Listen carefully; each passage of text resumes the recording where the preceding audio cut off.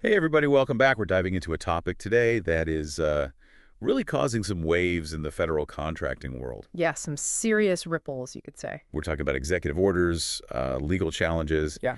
and the whole question of what diversity is going to look like in government work going forward. It's a really fascinating case study. You know how one policy decision at the top can really send shockwaves through this whole system, and federal contracting is a beast. Oh, absolutely. So we're basically watching this kind of tug of war play out between efficiency and equity legal battles versus policy goals. It's a lot, and lucky for us, we've got a great article to kind of help us unpack all of this from Homeland Security, too. Published on February 24th, it's called Changes to GSA Federal Acquisition and Procurement Practices on Hold. Yeah, that title definitely caught my eye too when I saw it. Mine, too. Sounds like things are getting a little heated over there. Heated might be an understatement. I think this whole situation is basically a giant question mark hanging over the future of, who gets government contracts and what the government cares about when they're making those decisions. Okay, so let's break this down, starting with the basics. What exactly is this executive order that's causing all of this commotion? Right. So the executive order in question is Executive Order 14173. It was signed by President Trump on January 21st, 2025. And the title is Ending Illegal Discrimination and Restoring Merit-Based Opportunity.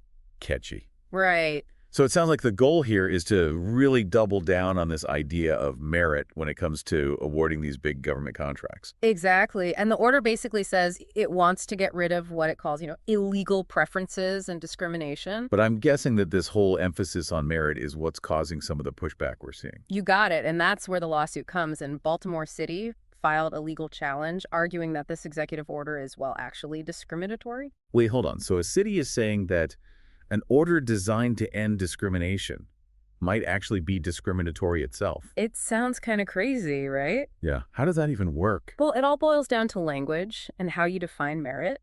You know, um, Baltimore City is arguing that the way the executive order is worded, it's so vague that it could be used to exclude certain groups or viewpoints, which would actually go against the First Amendment.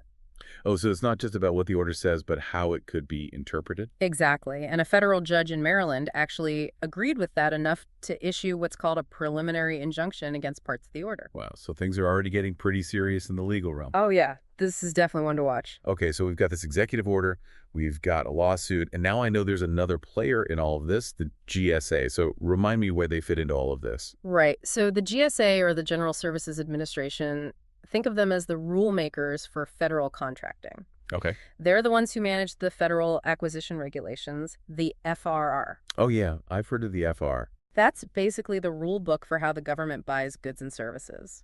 I have a feeling rulebook might be a bit of an understatement there. Oh, yeah, it's massive, over 2,000 pages long. Oh, my goodness. Talk about a deep dive. But that just goes to show you how complicated this whole system is. And in response to this executive order, the GSA has actually made some significant changes to those regulations, specifically around how companies are chosen for those contracts. Okay, so the executive order comes out, and the GSA is scrambling to update the rulebook to match. Pretty much. So what were some of the biggest changes that they made? Well, the most notable one was removing diversity, equity, and inclusion, or DEI factors, from the criteria used to pick contractors. So before this, companies could actually get some kind of boost if they had strong DEI programs. Exactly. They could get extra points or be considered more favorably, and now that's off the table. That's a big shift. It's a major shift, and it's really sent shockwaves through the contracting world. Companies that, built their whole business models around DEI principles are understandably concerned, to say the least. I bet, yeah. They're kind of scrambling, trying to figure out what this means for them going forward. So let me just make sure I'm following all of this. We've got Yeah. this executive order pushing for a merit-based approach.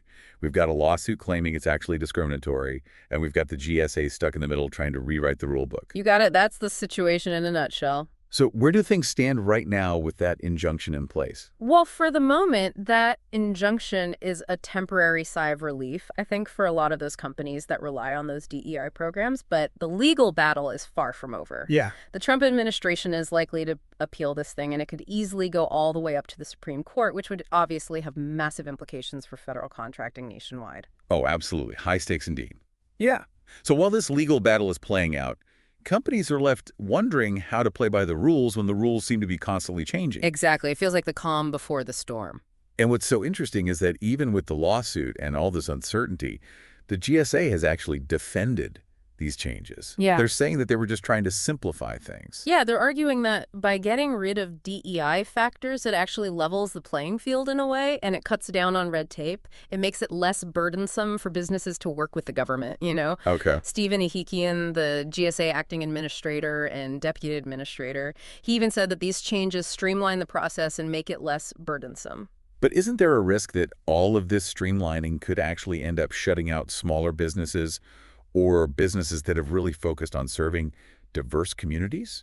It feels like there's a real tension here between this drive for efficiency and this goal of making sure that everyone has a fair shot. That's the million-dollar question, isn't it? And that's exactly what we're going to explore in the next part of our deep dive, because this isn't just a legal battle. It's a philosophical clash about how we define merit and what role the government should play in the marketplace. Welcome back to our deep dive. Yeah. You know, as we're talking about this whole debate over DEI and government contracting, it makes me think of that story about the blind men and the elephant. Oh, yeah, I see what you mean. Like everyone's focused on a different piece of it and coming up with a totally different idea of what it means. Yeah. You know?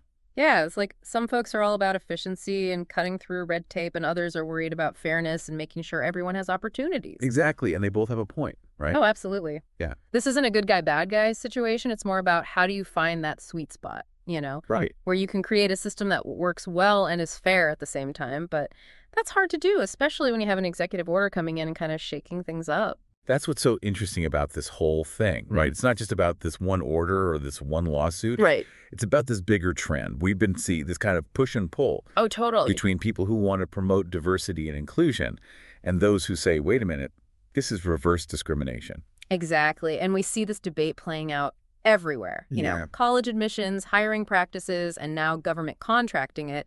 It really gets to the heart of what we value as a society and how we balance all these different priorities. It's like we're walking a tightrope, trying to find that perfect balance. Yeah. How do you even define merit in a way that's fair and objective, but also recognizes that not everyone's starting from the same place? Man, that is the question. Isn't it philosophers, policymakers, like legal experts? They've been wrestling with that one for decades. And no easy answers, I'm guessing? Not really. Any approach you take is going to have people who love it and people who hate it. So where do we go from here? Yeah. What are some of the ways this could all play out? Okay, so let's think about a few possibilities. First off, like we talked about before, the Trump administration could appeal this injunction. And if that happens, this thing could end up all the way at the Supreme Court. Okay. And that would be a game changer. You know, their decision would either cement these changes from the executive order, or it would say no DEI considerations are still really important when awarding contracts. So a Supreme Court decision would basically set a precedent for the whole country, right?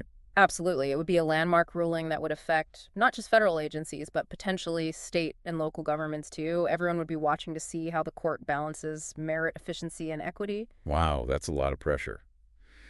All right, so that's one possibility. What else could happen? Another scenario is that Congress could step in and kind of take control of the situation, you know? Okay. They could pass a law that either makes these executive order changes permanent or goes the opposite way and actually strengthens protections for DEI in contracting. So Congress could basically overrule the executive order, or at least try to clarify things through legislation. Exactly. And depending on the political climate, you know, who's in charge of Congress, that could swing things in either direction. We could see even more restrictions on DEI or a big push for stronger mandates. It's really up in the air. So we've got the courts, we've got Congress, and we've got this incredibly complex issue that touches on so many things, you know? Right. Legal stuff, social values, economic realities. It's kind of mind-boggling. It is, and it shows how interconnected all these things are. We can't just look at government contracting in isolation. It's all part of this bigger web of policies, laws, and social norms that shape how our society works. That's a great point. And it also makes it clear why it's so important to stay informed and engaged in these conversations, because ultimately these decisions affect all of us in one way or another. Absolutely. You know, whether you're a business owner trying to figure out how to work with the government, or a worker whose job might be on the line, or just a citizen who cares about fairness and opportunity, this is something we should all be paying attention to. Okay, so we've got these potential court battles, possible action from Congress, and a whole lot of uncertainty hanging over everything. What does this mean for the companies who are actually trying to get these government contracts? What should they be doing to navigate this crazy situation? I think the best advice right now is to stay flexible and informed. Keep an eye on the legal case watch for any moves by Congress and be ready to adjust how you do business as needed. This isn't the time to get stuck in your ways. Things are changing fast, and you got to be able to adapt if you want to stay ahead of the curve. So don't get too attached to any one strategy because the rules of the game could change overnight. Exactly. And maybe even more importantly, I think this is a time for everyone to step back and really think, Okay. no matter where you stand on DEI and government contracting, this case forces us to ask some tough questions about fairness, opportunity, and what role the government should play in creating those things. Yeah, you're right. It's not just about following the rules. It's about having a conversation about what those rules should be, what values we want them to reflect. Right. Do we care most about efficiency, or do we want a system that creates a level playing field and gives everyone a chance? Those are tough questions, but we got to ask them. Absolutely. And this whole debate over DEI is just one part of that bigger conversation. It makes us confront these really fundamental questions about the kind of society we want and how we get there. This has been so insightful, but I feel like we've only scratched the surface. Oh, There's yeah. so much more to unpack here. There is. We've talked about the legal stuff, the policy debates, the ethical side of things, but there's another big piece we haven't really touched on yet, the economic impact of all this. You're right. How could these changes affect competition for federal contracts? Will some types of businesses be hit harder than others? And what about the economy as a whole? Could these changes have ripple effects beyond just government work? Those are great questions, and those are exactly the questions we're going to dive into in the final part of our deep dive. We'll explore those potential economic implications, both the intended and unintended ones, and we'll look at how these changes could reshape the whole playing field for federal contracting, creating winners and losers along the way. All right, so we're back, and we've talked about the legal fights, the policy debates, but now let's talk about the money part of all of this. Yeah. How could these changes to federal contracting actually affect businesses' bottom lines Yeah. and even the wider economy? Well, it's funny because the executive order is all about creating a level playing field based on merit, but the economy, it doesn't always work that way. Right, it's messy. Yeah, it's messy. There could be all sorts of ripple effects that we don't even see coming yet. So what are people worried about specifically? What kind of economic scenarios are keeping them up at night? Well, take small businesses, for example. A lot of them have really leaned into those DEI programs to get Yeah. their foot in the door with the federal government. It's a tough market to break into. Oh, yeah. So if those programs aren't a factor in winning contracts anymore, that could be a huge barrier for those smaller companies. It's like if you're playing a game and suddenly the rules change halfway through Exactly. and you were relying on a certain strategy and now you can't use it anymore. And the bigger players, the ones who are already established, they're probably going to have an even bigger advantage. So it's not really leveling the playing field then. Not necessarily, and it's not just about size either. It's about specialization. Some businesses, their whole model is built around DEI. They provide goods and services specifically for diverse communities. So if the government doesn't prioritize that anymore, well, those businesses are going to feel it. So maybe instead of leveling the playing field, these changes could actually make it even harder for certain companies to compete. That's a possibility, and that's where these unintended consequences come into play. The goal was to simplify things, but it could actually end up hurting competition, stifling innovation, and even causing economic hardship for some businesses and communities. It's like they always say the road to hell is paved with good intentions. Right. You try to fix one problem, and you might create a whole bunch of new ones. And the economy is so complex. It's like a giant web. You tug on one thread, and who knows what's going to happen. Exactly. It's hard to predict how things will shake out, and this whole situation with the executive order and the lawsuits, it's just created a ton of uncertainty. We're only starting to see how it's all going to play out. So if we zoom out and look at the big picture here, we've got the legal battles, the policy debates, the economic concerns. What does it all mean for the future of government contracting? Well, the one thing I can say for sure is that the future is uncertain. That seems to be a running theme here. It is. This whole situation really shows how important it is to be thoughtful when we're making policy. We can't just focus on one thing like efficiency and ignore everything else. We need to take a more holistic approach. One that considers the needs of everyone, small businesses, large companies, diverse communities, and the overall health of the economy. It sounds like we need to have a bigger conversation about what really matters to us as a society. Do we want to be efficient above all else, Or do we want a system that's fair, that creates opportunity, that gives everyone a chance? Those are tough questions, but we got to ask them. We do. And this whole debate about DEI in government contracting, it's just one part of that bigger conversation. It makes us think about what kind of world we want to live in and what role the government should play in making that happen. You said it. Well, this has been an incredible deep dive. I feel like we've gone from executive orders to courtrooms, from policy debates to economic forecasts.